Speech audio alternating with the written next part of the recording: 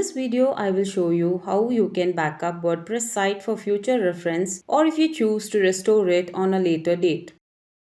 If you found this video helpful, please subscribe to my channel and click bell icon. It encourages us to do more and more videos for you.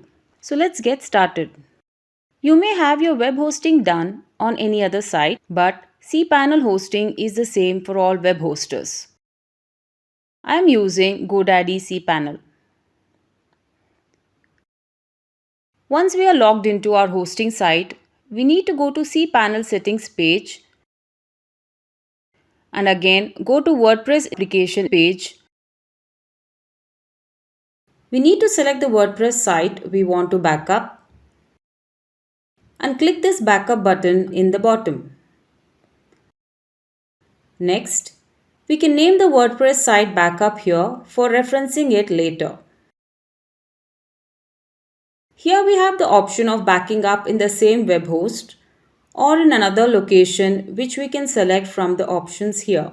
As mentioned earlier, we can store the backup in any of these locations by adding the right login credentials.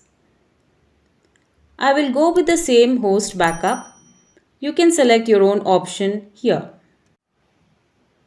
And you can see the backup process has begun. And done. We can go to the WordPress backup page and confirm the backup. If we need to restore it anytime, we can click here and restore this backup later.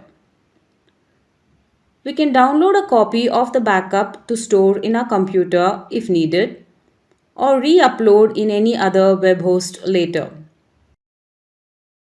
With this, we have come to the end of this video tutorial. Please like, comment, and share the video if you found helpful, and do not forget to subscribe to our channel and click the bell icon. It encourages us to do more and more videos like this for you. Thank you.